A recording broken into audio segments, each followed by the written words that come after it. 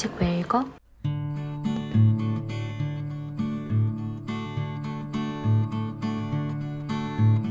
이 책 어디선가 이 책 어디선가라고 하는 이 두 번째 코너는 말씀드린 것처럼 이제 관련된 다른 책들과 뭐 영화 같은 것들을 통해서 조금 이 책에 대한 설명을 조금 이렇게 넓히는 그런 이제 순서인데요. 네. 혹시 뭐 떠오르셨던 게 있나요? 저는 사실 좀 어려웠어요. 맞아요. 저도 어려웠어요. 네, 뭐 저부터 얘기를 하자면 저는 이제 뭐 우리가 영화라던가 음악이라는 책을 좀 확장해서 생각을 해보는 건데 이제 보통 우리가 앞에서 했던 그 두 책은 멋진 신세계나 나무 수업은 정말 막 되게 많은 책들이 떠올라서 그 중에서 이제 영화도 음악도 막 떠올랐는데 네. 이 책은 정말 저도 유배지에 같이 있는 것처럼 약간 그런 느낌 안 들었어요. 그러니까 이 책을 읽을 때 좀 이렇게 잡다한 생각은 안 들고 계속 그냥 우리 사회나 나의 모습과 연결만 하게 되고 책을 접고 이제 방송을 또 해야 하니까 이렇게 생각은 해봤는데 저는 그냥 조선시대를 배경으로 한 여러 가지 영화들이 떠올랐고 근데 이상하다. 네. 정약용이 정말 굉장히 르네상스적이고 융합적인 인재잖아요. 네, 맞습니다. 우리 사회에서도 되게 중요성을 부각한 지가 꽤 됐는데도 네. 정약용 없어. 그러니까 좀 그게 좀 희한했어요.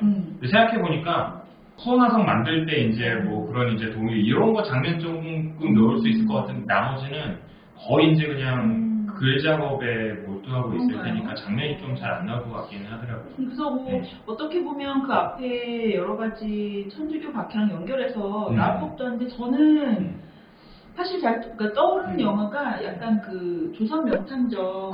네, 맞아요. 그게 정확히 정약용은 아니죠. 제가 정확히 근데 몰라요. 모티프를 거기서 따왔대요. 그렇죠. 정약용에서부터 모티프를 따왔다고 하더라고요. 저도 정약용이라는 사람은 아까 차갑고 뜨거움이 막 공존하는 맞습니다. 그런 캐릭터는 느꼈는데 조선 명탐정에 나오는 그 캐릭터가 완전히 제 상상하고 비슷하진 않지만 좀 정약용을 여러 방면으로 왜 생각하게 되고 그 아들한테 보낸 편지는 되게 잔소리뿐이잖아요. 맞아요. 근데 막 표현하고 막 되게 인사이트러운 것도 그러니까요. 깔끔하게 있어서 어떤 캐릭터일까를 상상을 해봤는데 의외로 조선 명탐정 말고 그 영화는 좀 재밌잖아요. 맞아요. 약간 괴짜 같은 캐릭터가 그럴 수도 있겠다 하는데 그 영화 말고는 사실은 잘 떠오르는 영화가 없었고 사극은 사실은 제가 사극도 떠올려봤는데 제가 사극을 안 봅니다. 저도 그런데. 거짓말. 진짜? 저랑 비슷하게 하는 줄 아는 거 아니에요? 제가 왜요? 그럼 이유를 그거 말해요. 제가 이유까지 질타하면 진짜 나랑 잘 맞는 편이에요. 사극 이유요? 안 보는 이유. 안 보는 이유? 재밌었던 사극이 딱 하나 있었어요, 저는. 그거는 뿌리 깊은 나무. 그걸 못 봤잖아요. 진짜요? 그거 재밌다는 얘기 많이 들었어요. 네, 그거 하나. 한석규 나오는. 네, 맞아요. 한석규 씨가 나오고 워낙 연기도 잘하시고. 네, 맞아요. 그래서 사실은 그게 또 역사를 전공한 것도 있고, 물론 이제 이중전공이긴 했습니다만 어쨌든 역사에 관심도 많고 한데 약간 저 스스로 이렇게 사극을 보게 될 때는 이거 정말 제대로 사실을 잘 옮겼을까? 이런 이제 생각들도 자꾸 끼어들고 그게 조금 집중을 못하게 될 때가 저는 또 많았던 것 같아요. 그래서 약간 조금 피하게 되는 것도 있고 그리고 약간 조금 물론 이제 고증의 중요함에 신경을 이제 제작자나 만드는 사람들도 많이 신경을 쓰다 보니까 약간 조심스러운 태도도 있잖아요. 그런 것들이 또 그게 재미를 또 완전 이렇게 경감시키는 것도 있고 그런 것들 때문에 자꾸 조금 멀리하게 됐던 것 같기도 해요. 그리고 약간 조금 편견도 있었던 것 같고 약간 뻔하지 않을까 너무 재미없지 않을까 그리고 내가 이미 다 알고 있는 역사적 사실인데 막 이런 것들이 있으면 너무 좀 재수없던데요. 자만심이 자만심이 좀 심했네요. 죄송합니다. 사죄드립니다. 댓글 달지 마세요. 저도 좀 비슷한데 저는 약간 두 가지 이유인 것 같은데 일단은 몰입이 안 돼요. 그러니까 이거를 재미있는 드라마로 봐야 되잖아요. 그러니까요. 근데 뭐 차라리 막 좀비 영화면 그냥 보겠어요. 근데 이거는 자꾸 몰입을 방해하는 거죠. 그 어줍지 않은 막 역사 지식이 개입이 되고 그러다 보니까 불편하고 그러니까 몰입이 안 되니까 재미가 없어. 비슷하네요. 진짜. 재미가 없고 또 하나의 이유는 거기 사극을 만약에 이제 1화를 켰는데 내가 생각했던 그 역사적인 사실이나 배경과 조금 이렇게 다르면 그게 제가 생각했던 이미지에 너무 많은 이제 변화나 막 왜곡이 생기는 그런 두려움이 좀 있더라고요. 맞아요. 근데 드라마를 봐야 되는데 성격이 이상한 거죠. 아니, 저는 오히려 방금 그 말했었던 대장님의 어떤 그 역사에 대한 어떤 애정과 또 이 어떤 상상력 이런 것들이 있고요. 왜냐하면 역사적인 어떤 사실들을 보면서 내가 스스로 이렇게 생각하고 그렸었던 이미지와 막 이런 게 없으면은 오히려 재밌게 보기 편할 것 같아요. 근데 우리는 상상하면서 그런 걸 보다 보니까 오히려 그런 게 이제 부딪히거나 망가질 때 되게 상처받을 때. 네, 깜짝 놀라고. 그러니까요.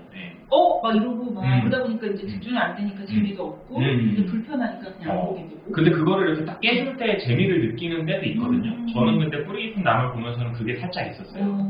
이렇게 욕을 하는 어떤 세종의 모습이. 맞아요. 그게 많이 화제가 됐던 것 같아요. 지하라고 자빠졌네. 이런 이제 대사들이 되게. 목소리가 비슷하신 것 같아요. 흉내내신 거. 지하라고 자빠졌네. 약간 진짜 비슷해요. 그랬군요. 그래서 그 떠올랐던 뭐 조선시대 배경이었던. 네, 조선시대 맞아. 그 얘기 나왔고요. 네, 명탐정 말도. 그래서 맞아요. 그 영화 같은 경우는 그런 불편함이 별로 계획되지 않고 유쾌하게 봤던 기억이 나서 그 영화도 같이 보시면 좋을 것 같아요. 거기서 이제 고증을 한다거나 이런 게 일맥상통하는 부분도 분명히 있고 그 조선시대 백성들, 그러니까 우리가 뭐 다른 거 이렇게 영화 같은 거 중간중간에 그 조선시대 배경한 영화 굉장히 많잖아요.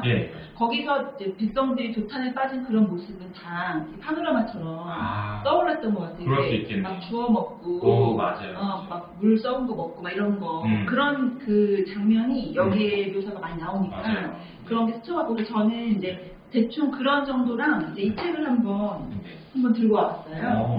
이거는 못 읽은 책이에요. 그래요? 이게 정약용과 그의 형제들이라고 해서 그 어떤 거냐면 이제 이덕일 씨라고 이분이 쓴 책인데 이거는 지금 또 표지가 바뀌었어요. 이 책이 떠오른 이유는 일단 이 책은 읽기가 굉장히 재밌어요. 왜 재밌냐면 정약용을 둘러싼 그 당시의 그 역사적인 사회의 모습을 마치 소설처럼, 소설 아니거든요 이게? 소설이 아닌데 그냥 소설처럼 이렇게 떠내려가요. 대화글도 굉장히 많고 이 책은 장점이 이렇게 중간에 그림도 많아요. 근데 이번에 개정판엔 이런 그림도 더 많이 들어갔대요. 역사적 사료가 중간중간에 많이 들어가서 정조 이야기도 상당히 많이 나오고요. 재밌겠네요. 재밌어요. 이 책은 좀 아마 많이 읽으시기도 했던 책일 거예요. 이걸 보시면 여기 이렇게 주요 등장인물이 뭐 이쪽 외가 쪽에 뭐 그 윤두서도 있고 그런 맥락을 좀 한눈에 마치 소설처럼 외가가 윤선도 맞아요. 윤선도. 그래서 그런 가계도에서 이렇게 한번 이렇게 캐릭터 한번 찍어주고 읽다 보면 마치 소설 읽는 것도 저는 이게 계속 떠올랐어요. 이렇게 같이 읽으면 너무 재밌을 것 같아요. 그러겠네요. 같이 읽으면 딱딱하지도 않고 별로. 그래서 여기 보면 또 그런 생각 많이 들어요. 이제 정약용이라는 사람이 얼마나 좀 힘겨운 딱 그 시기에 태어나서 어떻게 보면 왜 그 운명을 믿으시나요? 운명에 대한 또 제 나름의 어떤 그 개념 정의가 있는데 그 얘기를 또 하기 시작하면 다음에 합시다. 그럼 운명과 관련된 책을 해야겠다. 저도 운명에서 할 말 많은데 이거 정말 한 50페이지 이렇게 읽다 보면 이게 운명의 수레바퀴에 막 정조랑 얽혀 들어간 것 같은 조선 후기에 막 소용돌이가 정말 느껴져요. 재밌겠다. 그래서 이거 한번 같이 읽어보시면 참 좋을 것 같아요. 그렇네요. 정말 이거는 너무 도움이 될 만한 책을 잘 말씀해주셨어요. 저도 꼭 읽어봐야겠어요. 네, 꼭 추천해요. 네, 뭐 단 한 가지 좀 이제 높아심인데 이거를 그냥 책으로 가볍게 읽으셨으면 좋겠어요. 그러니까 여기 보면 이제 이 글을 쓴 사람이 이덕일 씨가 책을 워낙 재밌게 진짜 잘 쓰거든요. 이분이 쓴 책이 되게 많은데 책이 재밌지만 이제 약간의 또 조금 자기의 신념이 담겨 있긴 한데 우리가 모든 걸 그렇게 책을 심각하게 읽으면 안 될 것 같아요. 저는. 그래서 그런 거는 뭐 그냥 차치하고 가볍게 그냥 읽으셔도 괜찮을 것 같아요. 알겠습니다. 좋은 책 소개받은 것 같아서 너무 기분이 좋네요. 보시는 분들도 아마 그러시지 않을까 싶어요. 저 같은 경우에는요, 조금 다 거리가 조금 먼 책들에서 많이 찾아봤어요. 좋아요. 그래서 제일 처음에 떠올랐던 건 마키아벨리의 군주론이에요. 그러니까 제 머릿속에 이런 책을 쓴 사람 중에서 진짜 어떤 행정가, 나라를 생각하는 어떤 왜 요새 찐이라는 단어가 있어요. 찐 공무원. 저만 아는 줄 알았더니 알고 계셨나봐요. 이건 찐 방송인가요? 찐 책 방송. 이건 찐 책 애호가. 찐책 애호가. 찐책 애호가들이 하는 많이 부족하지만 성장하는 방송. 이렇게 우리 정리해볼까요? 네. 그래서 마키아벨리의 군주론이 딱 생각났던 이유가 진짜 마키아벨리도 저는 진짜 찐 공무원이었다고 생각을 하고 자기 옷을 항상 걸어놨었다는 거 아닙니까? 쫓겨나고 나서 막 날개 꺾기 당하고 집에 가고. 날개 꺾기 사진 생각. 네, 그러니까요. 근데 이제 다시 복귀해서 어떤 그 당시 어떤 이탈리아의 상황을, 피렌체의 상황을 막 이제 극복하고 어떤 이 나라를 한번 이렇게 제대로 한번 만들어보고자 하는 그 공무원으로서의 어떤 의욕과 열망이 있었던 사람이잖아요. 그런 어떤 행정가, 나라를 생각하는 행정가의 치열한 고민이 담겼다는 점에서 단박에 일단 먼저 떠오르긴 했어요. 그런데 너무 다르잖아요, 내용이. 근데 비교하면서 읽으면 너무 재밌어요. 비교하면서 읽으면 너무 재밌어요. 저 비교를 안 해봤는데. 왜냐면은 사실은 이게 이들이 처한 상황과 목표가 너무 달랐잖아요. 맞아요. 그러니까 지금 마키아벨리 같은 경우에는 이 통일 이탈리아, 그러니까 이런 게 왜 도대체 다른 이제 프랑스나 이제 다른 이제 유럽 지역에서만큼 왜 일어나지 않는가, 이탈리아 같은 경우에는 왜 피렌체는 돈은 많은데 이렇게 맨날 군사적으로 이렇게 굴욕적인 경험들을 많이 할 수밖에 없고 왜 그 와중에 이제 그 시민들은 이러한 어려움에 처해야 되는가, 이런 이제 고민들이 있었기 때문에 그러한 상황에서 어떤 강력한 군주를 바탕으로 뭔가 이렇게 통일을 이루고 어떤 그 외세에 이제 굴복하지 않는 그런 이제 나라를 만들고자 하는 어떤 목표의식이 있었기 때문에 그런 이제 내용들이 나왔었던 것 같기도 하고, 또 한편으로는 어떤 사람에 대한 어떤 성악설에 가까운 그런 이제 태도를 취하고 있기 때문에 굉장히 내용이 달라졌던 것 같아요. 그런 부분에서 보자면은 정말 반대되는 어떤 내용을 담고 있기도 하거든요. 왜냐하면 목민심서는 인간은 사실은 선한 존재로 태어났는데 얼마나 사실은 이 힘든 상황에 처해 있으면은 저들이 저런 모습을 보이겠느냐. 그러니까 우리가 말 그대로 목민할 때 목자가 이제 이렇게 기른다는 뜻이잖아요. 그러니까 우리가 얼마나 이렇게 잘 길러야 되지 않겠느냐. 그리고 어떻게 기르느냐에 따라서 얼마나 긍정적으로 변할 가능성이 있겠느냐. 이런 쪽으로 이제 얘기를 하다 보니까 굉장히 많이 달라졌지만 그 바탕에는 어쨌든 나라를 생각하는 어떤 그런 치열한 고민이 있었던 것 같아요. 이런 생각이 들어서 제일 먼저 떠올랐던 건 마키아벨리 군주. 그러네요. 정말 둘 다 정치 심선 똑같고 네. 가장 공통분모로 들어가면 그 길을 목자를 해석하는 거에 따라서 백성은 이제 마키아벨리는 어떻게 잘 구워 삼느냐 맞아요. 그런 거고 좀 약간 조심스럽게 표현이긴 하지만 공통분모가 있기도 한데 맞아요. 비교해가면서 한번 읽어보는 게 좋을 것 같아요. 그리고 자연스럽게 그 당시에 어떤 각기 다른 상황에 대한 어떤 역사적인 막 궁금증으로 퍼져나가니까 이 두 책을 비교하면서 읽으면 정말 어떤 풍부한 사유를 해볼 수 있지 않을까 하는. 그렇게 큰 차이도 안 나네요. 그러니까요. 네. 우리 인생을 놓고 보면 큰 기간 차이일 수도 있긴 하지만 그래도 어쨌든 세기로 놓고 뭐 이렇게 보면은 큰 차이는 또 아니라서 네. 한번 또 볼만한 책이 아닌가 싶은 생각이 또 들기도 하고요. 또 한편으로는 저는 이 책에 이 72개로 이렇게 딱 나눠가지고 각각의 부마다 6개씩 딱딱 나눠놓은 이런 체계를 보면서는 또 한편으로는 이 임마누엘 칸트의 순수이성 비판 이제 이런 거가 또 떠오르기도 했어요. 왜냐하면 정말 체계를 갖추는 거에 어떤 끝판왕 하면은 저는 칸트가 떠오르거든요. 우리 인간의 어떤 사회 체계가 어떻게 구조화되어 있는가를 정말 자기 나름의 어떤 그 체계 속에서 이제 만들어낸 인물인데 그 어떤 차가운 어떤 그 도표의 이미지를 떠올릴 때 딱 먼저 떠올랐던 거는 칸트였고 어떤 그 분석의 치밀함을 또 생각해 봤을 때 떠오르는 것도 역시 칸트이기도 했고요. 또 한편으로는 너무 이거 무거운 책들만 얘기하면은 또 약간 또 보시는 분들께서 안 그래도 목민심서도 어려운데 무슨 순수이성 비판 이런 얘기까지 하면 또 미운 감정이 생길 수도 있을 것 같아서 또 여러분들이 또 많이 또 사랑을 했었던 책 중에 혹시 이 책 보셨어요? 알랭드 보통이 쓴 저 되게 좋아했어요. 그래요. 근데 알랭드 보통의 책을 제가 처음 접했던 게 왜 나는 너를 사랑하는가 이 책인데 이 책이 보면은 사랑하게 되는 순간부터 헤어지는 순간까지의 그쵸 마음에서 생겨나는 어떤 그 감정들의 어떤 변화와 함께 사랑에 대한 어떤 고찰을 또 담아냈잖아요. 야, 이게 약간 또 부임에서부터 퇴임까지 어떤 이야기 속에서 자기 나름의 철학을 담아낸 어떤 이 기획이 약간 비슷한데? 뭐 이런 생각을 또 하기도 했어요. 그래서 알랭드 보통이 문민심서를 정말 생각지도 못한. 네.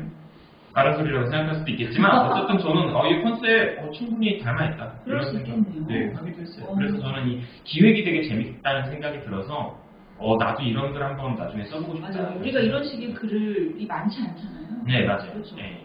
시작부터 끝까지 어떤 서사가 큰 골조를 이루면서 그 안에 어떤 철학이나 어떤 분석이나 이런 사상을 담아내는 이러한 과정이 꽤 흥미롭게 다가오기도 했거든요. 네, 그런 생각이 들었고 또 이게 또 어쨌든 뭐 아까 전에 말씀하셨지만 너무 이제 정치적인 어떤 그 논의에만 이렇게 매몰되면 물론 안 좋은 측면이 있습니다만 현대에 적용시켜서 생각해보지 않을 수가 없더라고요. 그래서 저는 또 한편으로 생각해봤던 영화가 그거 혹시 보셨나요? 범죄와의 전쟁.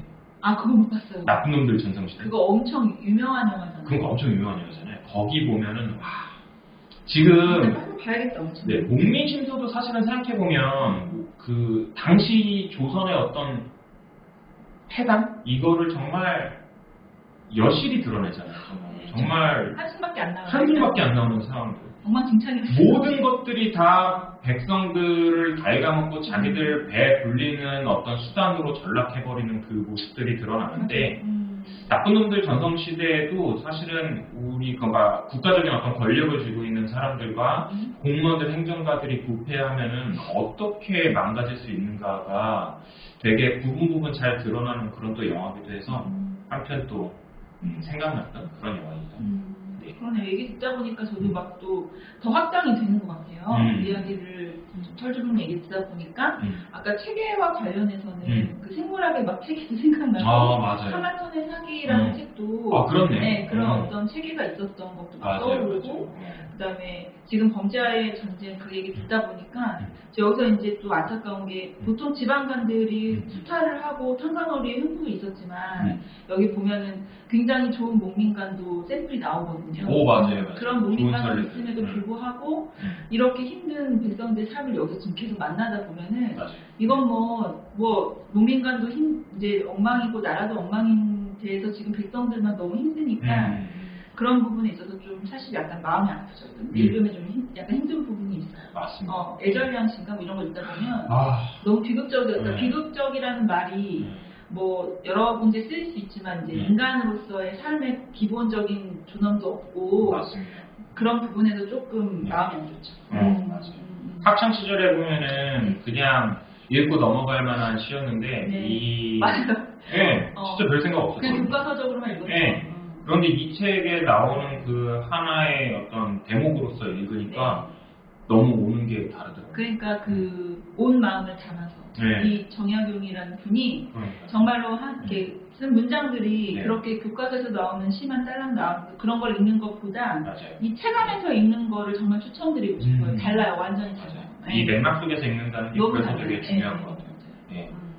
그리고 아까 그 마키아벨리 얘기도 잠깐 했지만 그 사례 얘기를 우리가 했었잖아요.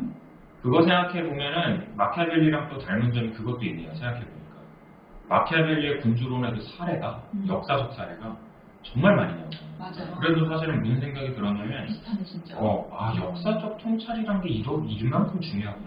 그러니까 이게 지난 시간에도 역시 했었던 얘기고 지지난 시간에도 역사를 강조했던 것 같은데 똑같은 얘기만 하나요? 지루하시면 어떡하죠? 또 어떻게 하지? 이상한 얘기를 해야 되나? 근데 진짜로 몇 번을 강조해도 부족하지가 않은 게 역사에 대해서 잘 아는 것만큼 정말 중요한 게 없다는 생각이 또 한편으로 들더라고요. 그런 걸 잘 아니까 이런 얘기를 할 수 있는 거잖아요. 정확히 알아죠. 좋은 예도 알고 있고 나쁜 예도 알고 있고 그래야 방향이 보는 거예요. 맞아. 이게 따라서. 네, 맞습니다. 그래서 우리가 꽤 우리 방송 시작하기 전에 이거 생각 잘 안 난다 뭐 이런 얘기도 잠깐 하고 했었는데 그런 거에 비해서는 정말 얘기가 풍부하게 좀 많이 나왔어요. 들으시는 분들도 재밌게 들으셨겠죠? 또 강요해. 알아서 하시겠죠? 네. 근데 막 댓글에 노잼 막 이렇게 달리는. 아, 그럼 이제 좀 아마 이렇게 댓글 같은 거 네.